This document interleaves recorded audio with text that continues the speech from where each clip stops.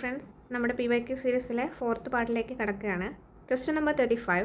The part of the brain controls higher mental activities like reasoning. Options: option A temporal lobe, option B frontal lobe, option C cerebellum, option D medulla oblongata. Reasoning പോലെയുള്ള higher mental activities control ചെയ്യുന്ന നമ്മുടെ ബ്രെയിനിൻ്റെ part ഏതാണെന്നാണ് ചോദിച്ചിരിക്കുന്നത്. അപ്പോൾ നമുക്കിവിടെ ഒരു ബ്രെയിനിൻ്റെ structure ഉണ്ട്, അതിൻ്റെ parts തന്നിരിക്കുന്നു. നമുക്ക് ആ ഫങ്ഷൻസ് ഒന്ന് നോക്കാം. Parietal lobe processes sensory information such as touch and spatial perception. Frontal lobe control higher cognitive functions and voluntary movements. Temporal lobe handle hearing, memory and processing auditory information. Occipital lobe processes visual information for color, shape and motion perception. Spinal cord communication channel between the brain and the body for motor and sensory functions. Cerebellum coordinates balance, posture and precise muscle movement. ഇതിൽ തന്നെ നമുക്ക് ഏകദേശം മനസ്സിലായി. Answer വരുന്നത് frontal ലോബാണ്. It controls higher cognitive functions and voluntary movement. ഈ ക്വസ്റ്റ്യനിൽ ചോദിച്ചിരിക്കുന്നത് മെൻ്റൽ ആക്ടിവിറ്റീസ് എന്നാണ്. അപ്പോൾ ആൻസർ വരിക ഓപ്ഷൻ ബി ഫ്രണ്ടൽ ലോബാണ്. Question number 36. The cerebellum is located between cerebrum and the brainstem in the back of the head. It helps in options. Option A breathing എന്നാണ്, breathing and controlling blood pressure. Option B speech and hearing. Option C voluntary movements. Option D balance and coordination. സെറിബെല്ലത്തിൻ്റെ location ഇവിടെ correct തന്നിട്ടുണ്ട്. ഇതിൻ്റെ function എന്താണെന്നാണ് ചോദിച്ചിരിക്കുന്നത്. നമുക്ക് ബ്രെയിനിൻ്റെ മറ്റു പാർട്സും ഫങ്ഷൻസും എന്തൊക്കെയാണെന്ന് നോക്കാം. എന്നതിന് ശേഷം നമുക്ക് ഈ ക്വസ്റ്റ്യൻ്റെ ആൻസറിലേക്ക് വരാം. 10th ബയോളജി ടെക്സ്റ്റിന് എടുത്തൊരു പിക്ചറാണിത്. ഇതിൽ ഏറ്റവും സിമ്പിളായിട്ട് കൊടുത്തിട്ടുണ്ട്. അപ്പോൾ നമുക്ക് ഈ പാർട്സ് നോക്കാം. First one cerebrum. Cerebrum is the largest part of the brain. ഇതിൽ ന്യൂമറസ് ഫിഷേഴ്സും ഫോൾഡ്സും ഒക്കെ കാണുന്നുണ്ട്. ഇതിനൊരു ഗ്രേ പാർട്ടും ഉണ്ട്, ഒരു വൈറ്റ് പാർട്ടും ഉണ്ട്. ഗ്രേ കളേർഡ് ഔട്ടർ പാർട്ടിനെ കോർട്ടക്സ് എന്നും വൈറ്റ് കളേർഡ് ഇന്നർ പാർട്ടിനെ മെഡുല എന്നാണ് പറയുന്നത്. Centre of thought, intelligence, memory and imagination. Cerebrum is the centre of thought, intelligence, memory and imagination. It evokes sensations. It controls voluntary movements.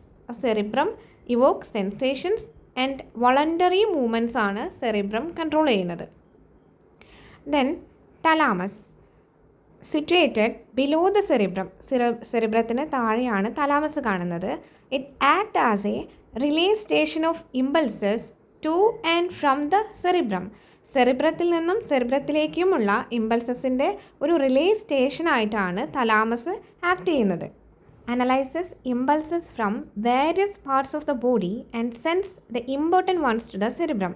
നമ്മുടെ ബോഡിയുടെ different പാർട്സിൽ നിന്ന് വരുന്ന ഇമ്പൾസസിനെ analyse ചെയ്തിട്ട് അതിലേറ്റവും ഇമ്പോർട്ടൻ്റ് ആയിട്ടുള്ളത് മാത്രം സെറിബ്രത്തിലേക്ക് അയക്കുന്നത് തലാമസ് ആണ്. Next part hypothalamus. Situated just below the thalamus. തലാമസിനെ ജസ്റ്റ് താഴെയായിട്ട് കാണുന്നതാണ് ഹൈപ്പോ തലാമസ്. ഇതിൻ്റെ മെയിൻ ഫംഗ്ഷൻ എന്ന് പറഞ്ഞാൽ ഹോമിയോസ്റ്റാസിസ് ആണ്. It plays a major role in the maintenance of homeostasis. Next part medulla oblongata. The rod-shaped medulla oblongata is seen below the cerebrum, located near the cerebellum. Medulla oblongata rod shaped ആണ്. ഇത് സെറിബ്രത്തിന് താഴെയായി സെറിബെല്ലത്തിന് near ആയിട്ടാണ് കാണപ്പെടുന്നത്. It controls involuntary actions like heart beat, breathing et cetera. Then coming to cerebellum. It is the second largest part of the brain. First largest part സെറിബ്രമാണ്. Then second largest part എന്ന് പറയുന്നത് സെറിബെല്ലമാണ്. It is seen behind the cerebrum as 2 flaps. സെറിബ്രത്തിന് ബിഹൈൻഡായിട്ട് 2 ഫ്ലാപ്പായിട്ടാണ് ഇത് കാണപ്പെടുന്നത്. Fissures and grooves are present. ഇതിൽ ഫിഷേഴ്സും ഗ്രൂവ്സും പ്രസൻ്റ് ആണ്. It coordinates muscular activities and maintains equilibrium of the body. സെറിബെല്ലത്തിൻ്റെ ഫങ്ഷൻസ് ആണ് പറഞ്ഞിരിക്കുന്നത്. Coordinate muscular activities and maintains equilibrium of the body. Answer ആയിട്ട് വരുന്നത് ഓപ്ഷൻ ഡി ആണ്. സെറിബെല്ലത്തിൻ്റെ ഫങ്ഷനായിട്ട് വരുന്നത് ബാലൻസ് ആൻഡ് കോഓർഡിനേഷൻ ആണ്. ഓപ്ഷൻ വരുന്നത് option D. Next question number 37. Which of the statement does not accurately describe synapses? Options. Option A chemical synapses have a gap between the neuron and target cell. Option B electrical synapses have no gap between the neuron and target cell?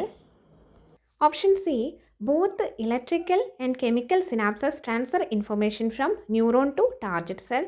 Option D. Both electrical and chemical synapses transfer information through similar mechanism.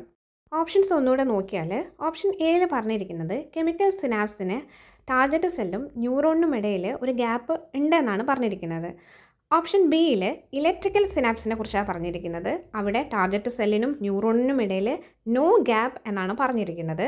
Option സിയിൽ both electrical and chemical സിനാപ്സും ഇൻഫർമേഷനെ ന്യൂറോണിൽ നിന്ന് target സെല്ലിലേക്ക് transfer ചെയ്യുന്നു എന്ന് പറയുന്നു. Option ഡിയിൽ പറഞ്ഞിരിക്കുന്നത് ഇതിൽ രണ്ടിലും ഒരേ മെക്കാനിസം ആണ് നടക്കുന്നത് എന്നാണ്.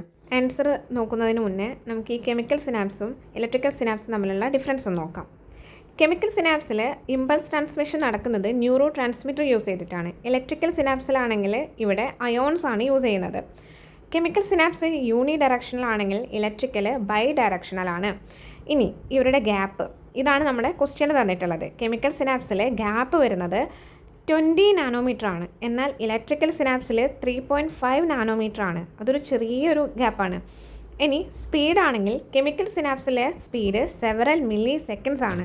ഇലക്ട്രിക്കൽ സിനാപ്സിൽ ഇത് നിയർലി ഇൻസ്റ്റൻറ്റേനിയസ് ആണ്.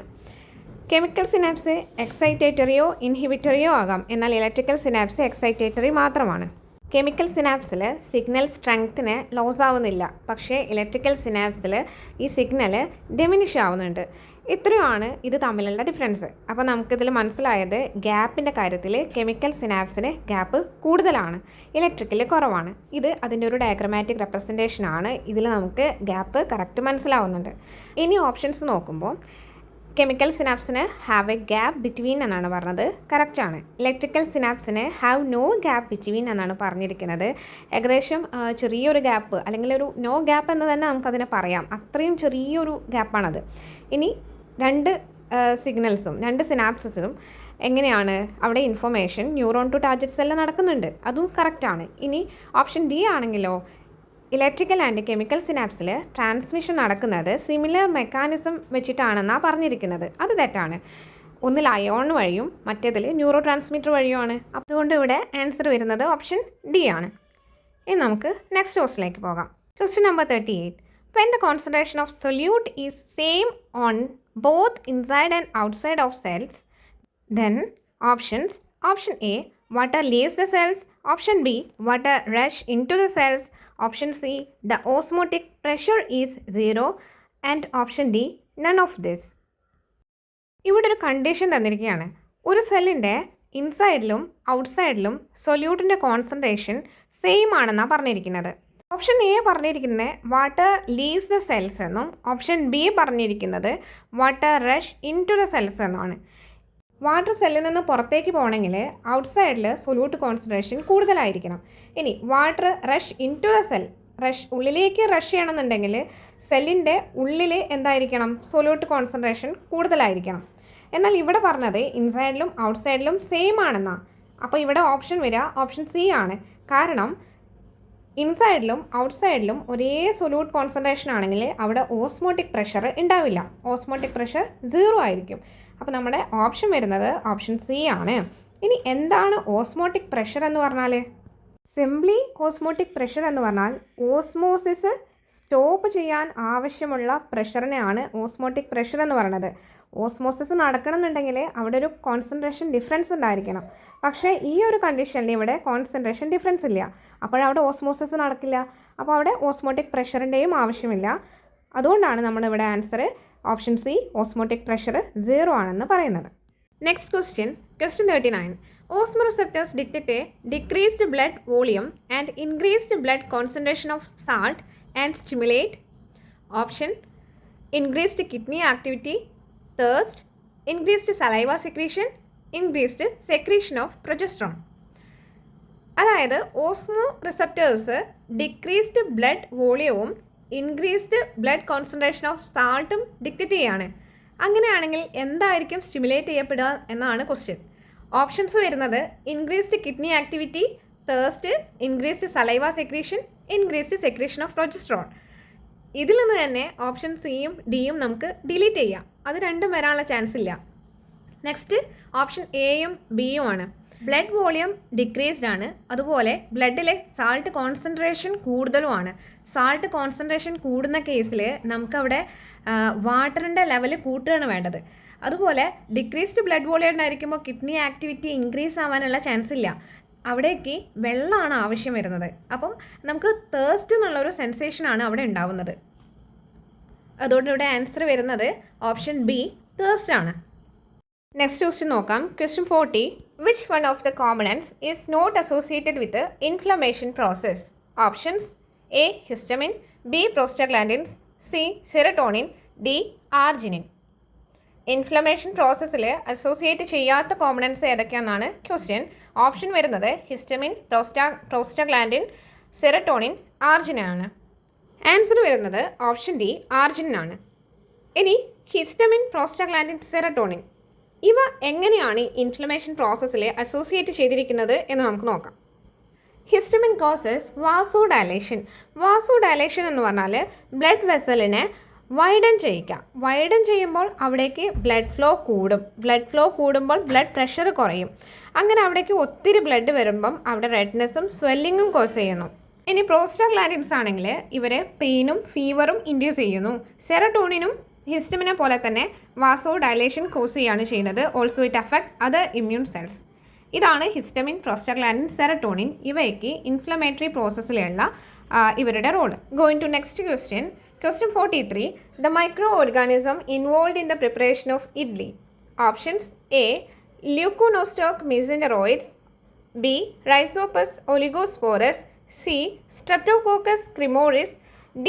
Lactobacillus bulgaricus.